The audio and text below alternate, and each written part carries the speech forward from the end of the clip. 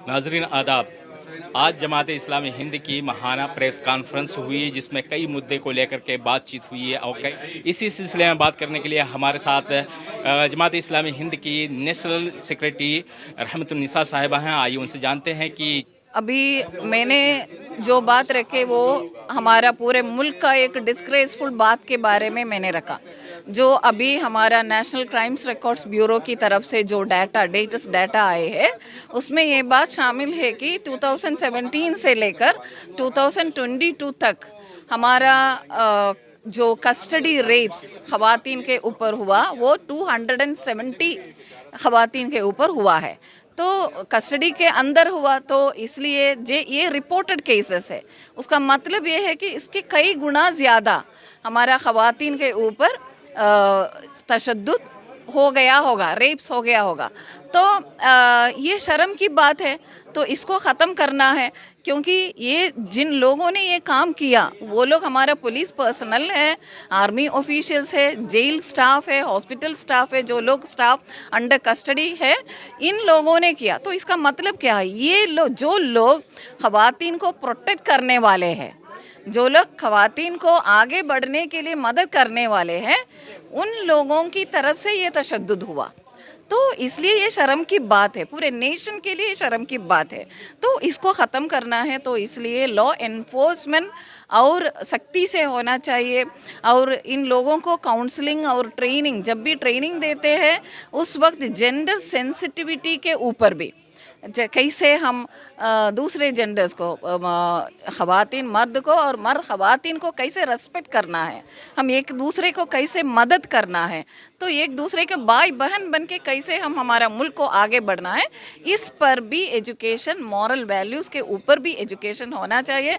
हमारा स्कूल से, हमारा घर में, हमारा ट्रेनिंग इंस्टीट्यूट्स में ये होना चाहिए। लेकिन अभी जैसे उत्तराखंड में यूसीसी को लेकर आया है, ये मुस्लिम ख़वातीन के लिए कितना करामत, कितने नुकसान?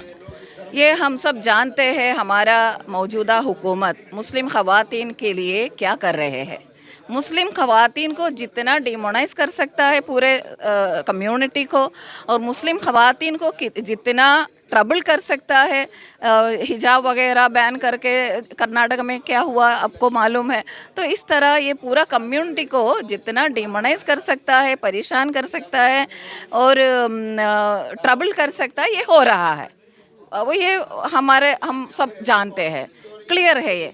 तो अभी ये ड्रामा, यूसीसी का ड्रामा, हम कहते हैं ये सिर्फ एक पॉलिटिकल ड्रामा है, लोगों को बेवकूफ़ करने के लिए। सिर्फ ये इलेक्शन सामने रखकर एक ड्रामा और एक एजेंडा है, उससे ज़्यादा कुछ भी नहीं है।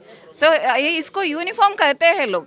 कैसे ये यूनिफॉर्म होगा? कुछ लोगों को एक्सक्लूड करके इनको भी एक्सक्लूड किया, उनको भी एक्सक्लूड किया बोल के कैसे ये यूनिफॉर्म है? और सिर्फ एक स्टेट में या दो स्टेट में ये लॉ एनफोर्स करके कैसे इसको कह सकता है पूरा यूनिफॉर्मिटी ऑलरेडी मौजूद है। हमारा ये कॉमन कॉन्स्टिट्यूशन है, हमारा सिविल क्रिमिनल लॉज में पूरा यूनिफॉर्मिटी ऑलरेडी मौजूद है। सिर्फ फैमिली रिलेटेड कुछ शादी वगैरह मामलात में अपना अपना मज़हब के मुताबिक सब लोगों को ये आज़ादी भी हमारा कॉन्स्टिट्यूशन ने दिया, वो होना चाहिए। आसाम जिसका शादी और तलाक के रजिस्ट्रेशन एक्ट के बारे में बात हो रही है, उसके बारे में आप क्या कहेंगे? ये आसाम में ये भी हम ये कहना है कि अगर आसाम का हमारा जनता को हम एजुकेट करेंगे, जनता को पूरा मेन स्ट्रीम में अगर लाने की कोशिश करेंगे तो ये सब चीज़ खुद ब खुद ख़त्म हो जाएगा।